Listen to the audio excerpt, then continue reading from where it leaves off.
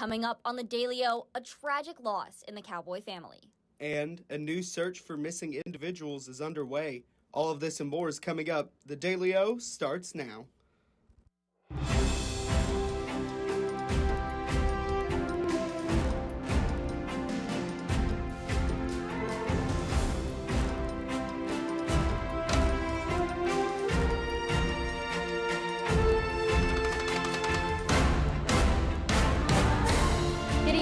Welcome to the Wednesday edition of the Daily O. I'm Amy Sangalai. And I'm Aaron Stinson. We're glad you're with us. Sad news in the OSU community is Professor Clinton Tyler Pertell was killed in a car accident. Officers say they responded to a call of a car accident in Noble County yesterday afternoon. Investigators identified that Pertell was traveling north on US 177 when he went left from center for an unknown reason and was struck by a vehicle. The driver of the vehicle was as identified as Tyler Benton. Pertell was pronounced dead at the scene of the wreck, while Benton was not injured. The Oklahoma State Bureau of Investigation is beginning a new search for two girls who went missing more than 25 years ago. Loria Bible and Ashley Freeman were last seen in December of 1999. Investigators say the two were kidnapped from Freeman's home the same night that her parents were killed. The house was burned down, and officers believe that the two were tortured and killed, but the bodies were never found. In May 2025, Governor Kevin Stitt passed the Ashley and Loria law, which requires anyone convicted of accessory to murder to serve 85% of their sentence. The OSBI is working with the FBI on the case, and neither have provided any comments at this time. Severe weather continues to sweep the state. More damage has been reported in Marietta. The damage has impacted parts of Love County as residents woke up this morning to power outages and buildings being destroyed. Love County Sheriff's Department says power lines have been down across the county with no timeline for being fixed. Officials identified a possible tornado with high speeds and hail that caused the damage. Emergency crews are on the scene attempting to do whatever is needed to restore people's lives to normal. There have been no reports of injuries or deaths for this storm. With the 2028 Olympic Games around the corner, a new Oklahoma bill is creating funding to allocate money. Senator Kristen Thompson's new bill leads the way for an estimated $100 million to build an Olympic-style village for the athletes. The bill also allocates money for extra seating for spectators. Thompson says there has been no plan set for Olympic funding in Oklahoma, and she needed to do something about it. The Games will hold events in Oklahoma City at Riversport and Devon Park. The bill was passed through the Senate and will now face the House floor for the final ruling. There's a new sheriff in town as the University of Tulsa has named Stacy Leeds its next president. Leeds will become the 22nd president in school history. The Muskogee native is a Tulsa graduate and currently serves as the dean for the School of Law at Arizona State University. The University Board of Trustees says Leeds was chosen after a comprehensive national search. Leeds released a statement saying it is an honor to return home to the city of Tulsa. She is committed to having the university's best at heart. She will go into her role starting July 1st after the current term ends. It was a little colder today in Stillwater, but what can we expect tonight? Let's check in with Grayson Buchanan, who has our evening forecast. Grayson? Yeah, you're exactly right, Amy. We do have cooler temperatures now in Stillwater. As you can see, it is 52 degrees and it does feel like 52, but we are having major wind gusts with a 13-mile-per-hour wind coming out of the southwest. As you can see off of campus, we do have clear skies, but those winds again are going crazy. So let's take it back to the desk for now. All right, Grayson. When we return, the aquarium offers some last-minute spring break plans. And the OKC Zoo welcomes a special new visitor. The Daily O returns right after this.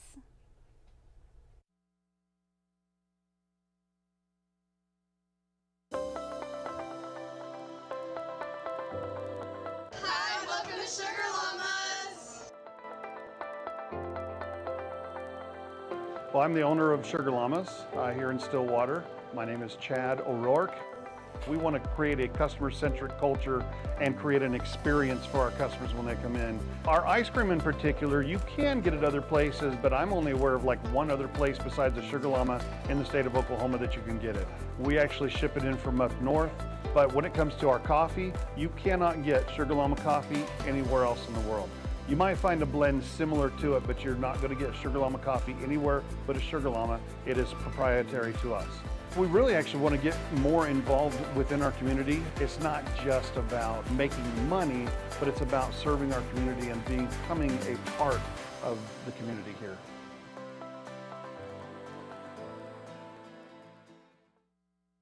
Ace in the Bowl Salsa started many, many years ago. I was trying to find a recipe to take to a family gathering, and so I started messing around with different recipes, and I took a little bit from here and a little bit from there, and I came up with a salsa that is truly unique. Ace in the Bowl Salsa is an olive oil-based salsa with tomatoes, green chilies, green onions, and black olives. There's no sugar added, it's gluten-free, low calorie, low carb, low fat, low sodium. So it's a very, very, very good alternative to any snack you may want. As of right now, I'm just looking to be in Oklahoma and having a successful business within the state. If my grandkids could ever take it over when they're old enough, that would be my dream.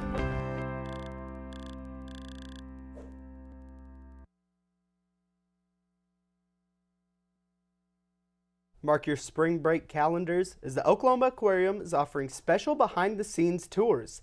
The tours will show how the staff takes care of the animals and prepares exhibits for opening every day.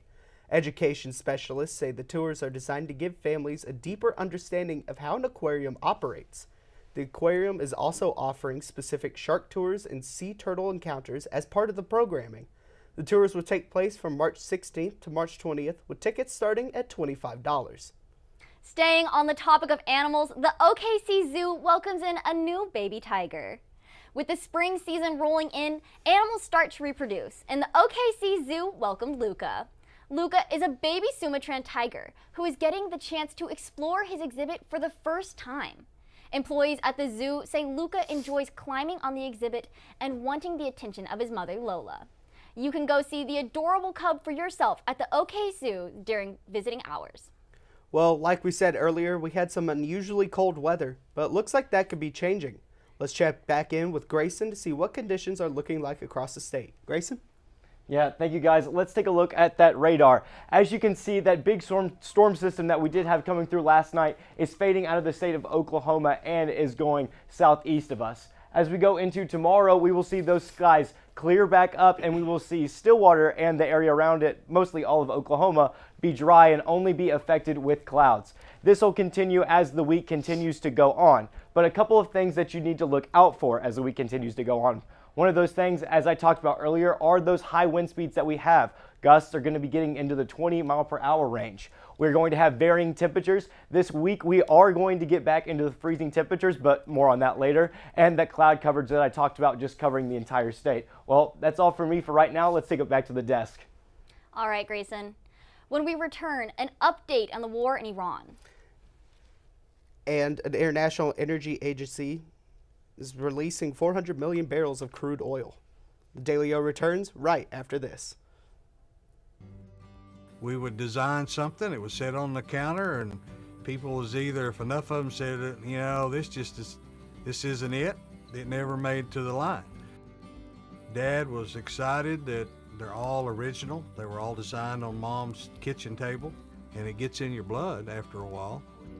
We're very happy that Pamela and Michael have taken over the business and kept the family going. We took the business over in 2017. When we found that it was available, we wanted to keep the legacy of family alive, but it was also incredible products that deserved to be a part of Made in Oklahoma's story. We were a part of Made in Oklahoma years ago, and so it kind of grew as Made in Oklahoma grew. Oklahoma is ingrained into everything that we did. We've been here most of our life. That's what we entailed our whole business on, was the Oklahoma homegrown feeling. Deep Fork Foods started in 2014. We started off with our nut products, and now we produce everything from jarred products to cookie mixes and pancake mixes and dried products for people, as well as our spice blends. Now we produce over 168 different products for ourselves and about 20 to 30 other companies in Oklahoma. I'm Cindy Stewart. I'm one of the owners of Deep Fork Foods. We've gone from just making our own stuff and doing just small things to being able to co-pack and work with other companies and individuals within Oklahoma and across the United States as well. I'm just really thankful for the journey that we've had so far and really look forward to the future where we're taking Deep Fork Foods and being able to provide more value for Oklahoma and its economy as well as all the people within the state. I love the opportunities that being in a food business provides. I absolutely love sharing food and good stories with people, so this just gives us another connection. And I can't wait to see where this path takes us with it.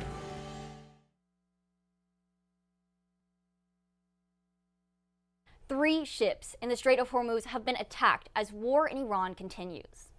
The attacks took place this morning as the war in Iran enters its 12th day.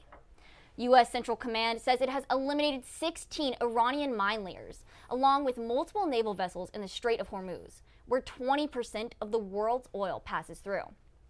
As the U.S. and Iran exchange strikes, Iranian state media reports that Iran, quote, has launched its most intense operation since the beginning of the war, firing advanced ballistic missiles at Tel Aviv and Haifa in Israel.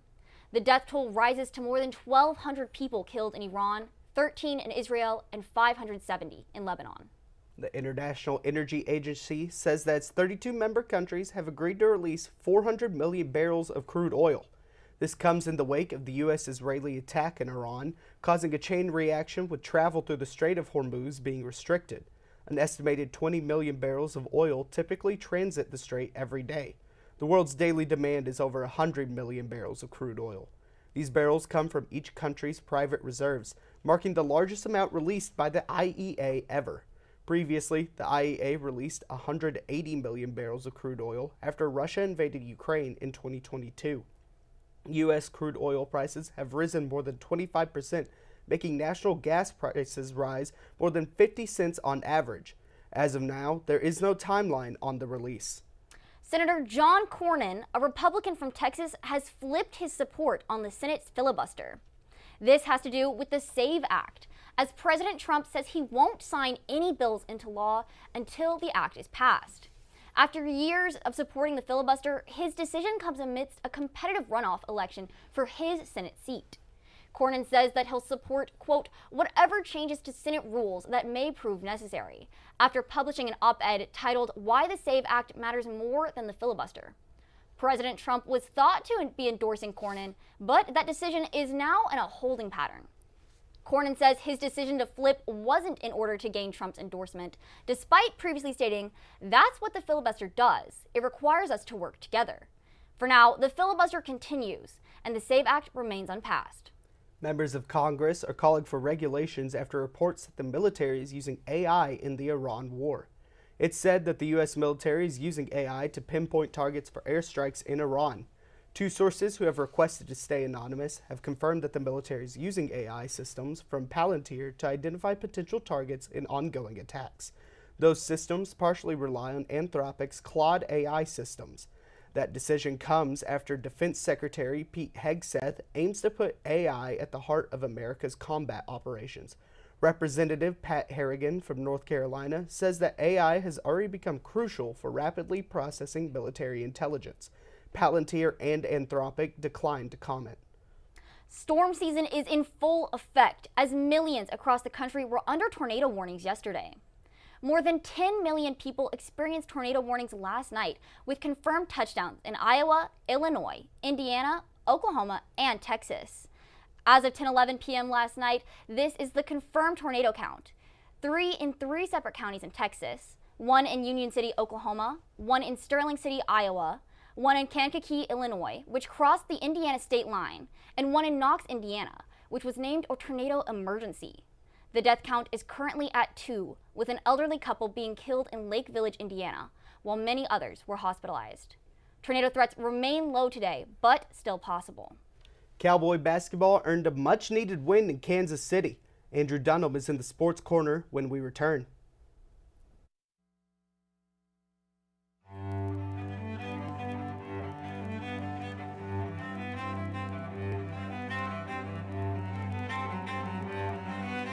My name's Dennis Abernathy. Lived here since 1968, and I consider myself one of Stillwater's oldest original family jewelers. Here at Dennis the Jeweler, we're more about personal service My father always told me that anybody can sell the jewelry, and what we're doing is completely different, learning to do the repair work.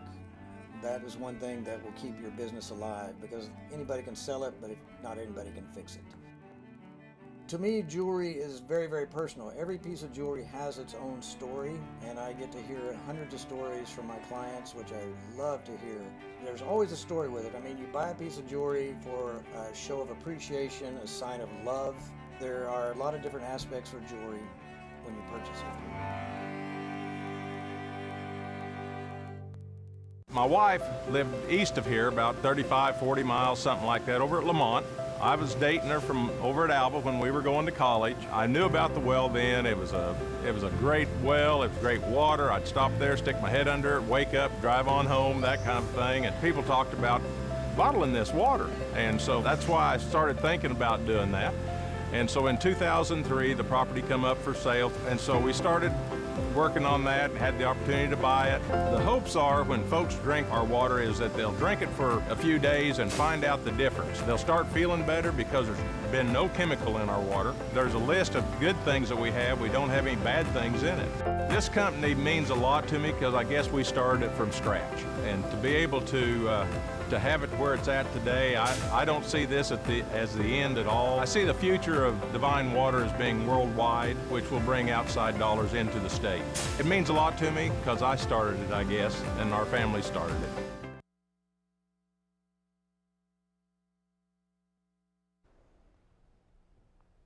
Welcome back to the Daily O and welcome into the Sports Corner. I'm Andrew Dunham. Let's talk some sports.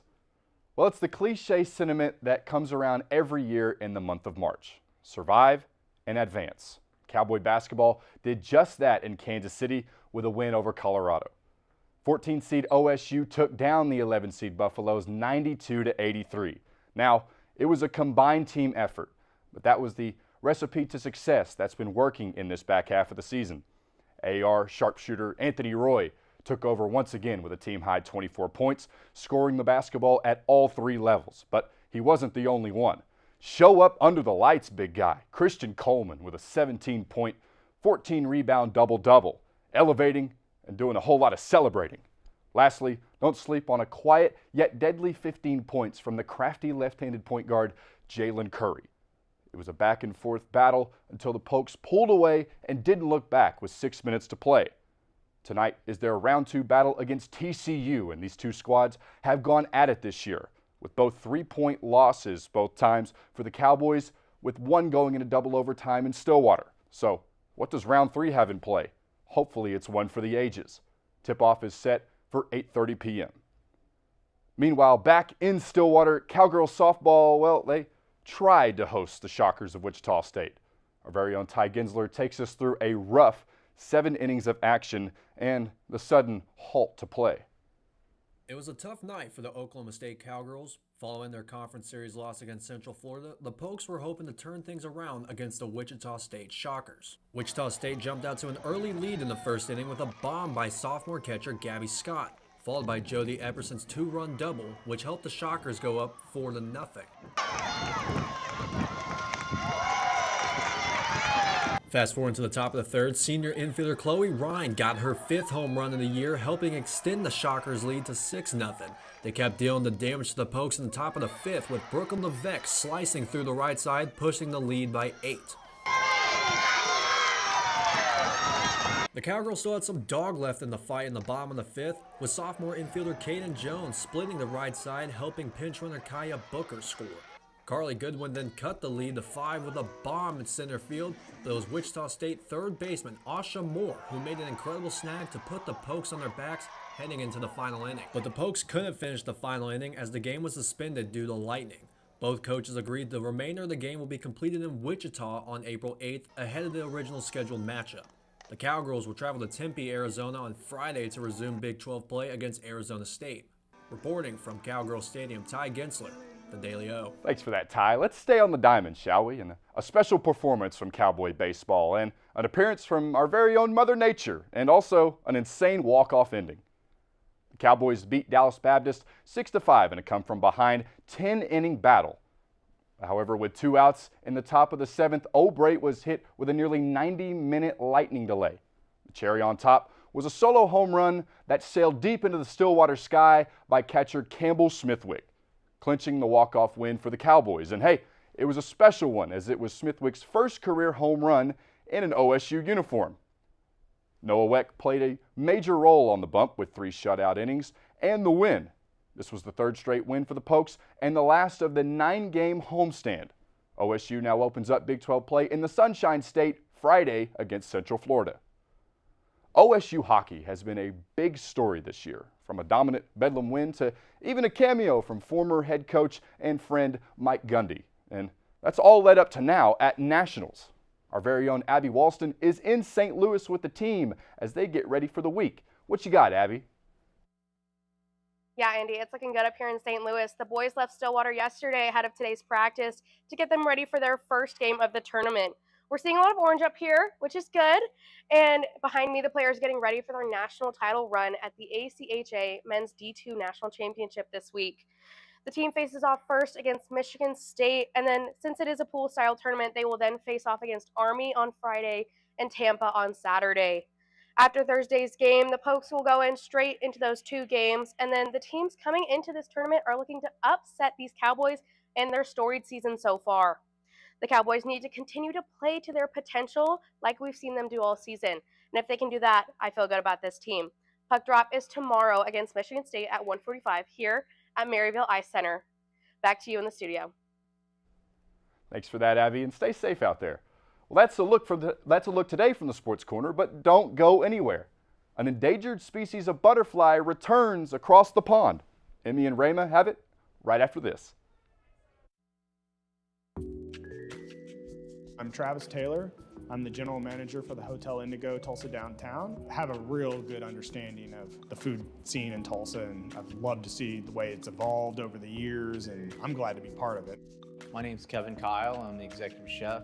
I started here, the idea was to do something local. Everything that we try to do has Oklahoma products. Tulsa is a big oil boom when we were the oil capital in the early 1900s. How Route 66 put Tulsa on the map. And the menu around that was, well, what would an oil worker take out in their lunchbox? That's how Prospect kind of came from. We never get crazy busy, so we can do a lot of different things with food. And we can do things like wine dinners and have local dinners. We have a private dining room that people can come.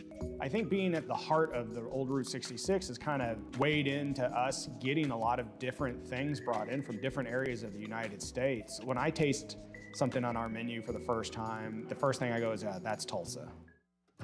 My name's Kayla. I've been here since the beginning, so 4 years. Scratch is more focused on farm and mostly made in Oklahoma products, keeping it local. Sustainability is our biggest thing. That's one of the reasons why this place opened. I've been the chef here at Scratch for 2.5 years. Started here as a line cook. Our food and drinks are a bit separate entities almost inside the restaurant. So the food is now up to 85% of the products we bring in are raised or grown locally. It's all based off of things that I grew up eating in southern Oklahoma, things my grandparents ate. Fresh food, clean food, organic food, sustainability, that's all of our thing. From front of house to back of house, we're able to maintain both with freshness. But made in Oklahoma means we get it straight from the farms that are 20, 30 minutes, another little county away. We get it straight from them.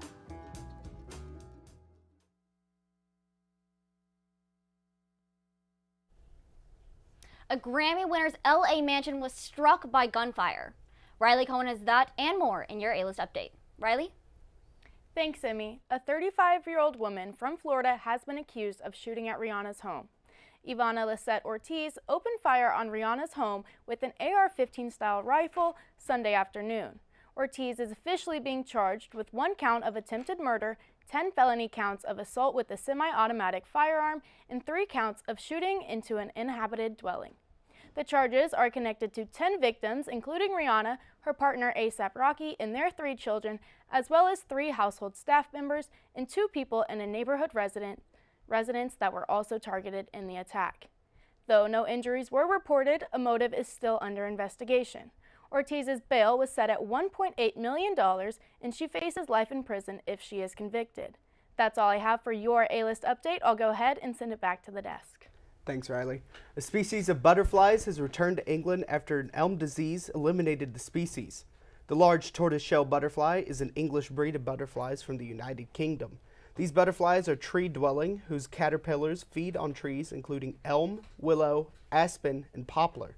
Unlike the small tortoiseshell butterfly, the large variant hasn't been a resident of the Isles since the 60s. The butterflies went missing after Dutch elm disease killed off its food sources of elm trees. Since 2020, large tortoiseshell caterpillars have been seen feeding on trees in the wild, confirming that the butterflies are breeding in Britain.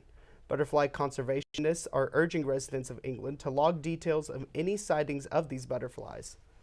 Today's National Day is awesome to the core because today is National Johnny Appleseed Day.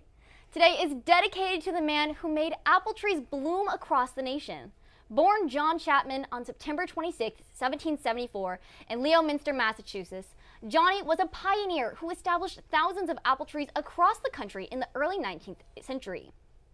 It's estimated that Johnny Appleseed planted over 100,000 over his 40-year career. Despite his birthday being in September, many people celebrate him in March due to planting season. People celebrate today by reading about Johnny Appleseed, planting a new fruit tree, or simply eating some apples. However you celebrate, don't forget to post about it with hashtag National Johnny Appleseed Day. Well, before we go, let's go back to the Weather Center where Grayson Buchanan has our 7-day forecast. Grayson? Thank you, Aaron. Just like he said, let's take a look at the weather for the rest of the week. As you can see today, we had a high of 57, and tomorrow the high is going to get up to 66. As we go into the weekend, we can see those temperatures continuing to rise, getting to 73 and 80. But on Sunday, we are going to see a low all the way down to 28 and get that last freeze of the year. Monday and Tuesday, we will see it be sunny with a partially cloudy, with those temperatures coming back up a little bit. Man, guys, talking about Johnny Appleseed, my favorite American folktale happens to be Davy Crockett.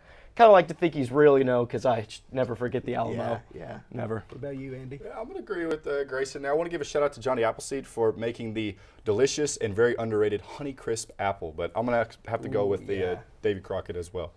That's you, Amy. Personally, I like Paul Bunyan. You can't really tell behind the desk, but I'm short and he's like large, so it's very aspirational for me, I think. Aaron? I think my favorite has to be John Henry, classic Disney animation that we all watched in school, and it's just a great story all around. That's perfect. I think that's a great way to end the show.